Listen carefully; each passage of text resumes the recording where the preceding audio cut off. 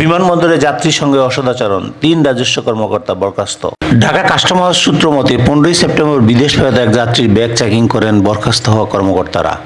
তারা ওই যাত্রীর ব্যাগ খুলে অযথা হয়রানি করেন। ব্যাগ খুলে কয়েকজন চকলেট নিয়ে নেন এবং কয়েকজন চকলেট খাচ্ছে। বিষয়টি দেখে এক যাত্রী সামাজিক যোগাযোগ মাধ্যমে স্ট্যাটাস দেয়। পরে যাত্রীর সঙ্গে অসদাচরণের বিষয়টি এনবিআর কাস্টম কমিশনারের নজরে আনেন। কমিশনার বিষয়টি খতিয়ে দেখে প্রাথমিকভাবে সত্যতা পাওয়ার তাৎক্ষণিকভাবে 3 রাজস্ব কর্মকর্তাকে সাময়িক বরখাস্ত করেন। একই সঙ্গে অপর এক সহকারী রাজস্ব কর্মকর্তা ও এক এসআইকে ক্লোজ করে হাউজের সদর দপ্তরে সংযুক্ত করেছেন। খবরে প্রকাশ, শাহজালাল আন্তর্জাতিক বিমানবন্দরে সর্বোচ্চ যাত্রী সেবা নিশ্চিতে কাজ করছে কাস্টম হাউস। যাত্রী সেবায় ন্যূনতম গাফিলতি বরদাস্ত করা হচ্ছে না। এরই অংশ হিসাবে বিদেশ ফেরত এক যাত্রীর সঙ্গে অসদাচরণ করায় বিমানবন্দরে কর্মরত 3 রাজস্ব কর্মকর্তাকে সাময়িক বরখাস্ত করা হয়েছে। ঢাকা কাস্টম হাউসের কমিশনার মোবারক খানম 3 জনকে বরখাস্ত করেন। এই 3 জন কর্মকর্তা হলেন মোহাম্মদ তাজুদুল হক, শিমুল চৌধুরী ও আলামিন। এছাড়া একই ঘটনায় এক রাজস্ব কর্মকর্তা ও এক এসআইকে হাউজের সদর দপ্তরে ক্লোজ করা হয়েছে। কাস্টম হাউস সূত্রে এই তথ্য নিশ্চিত করা হয়েছে।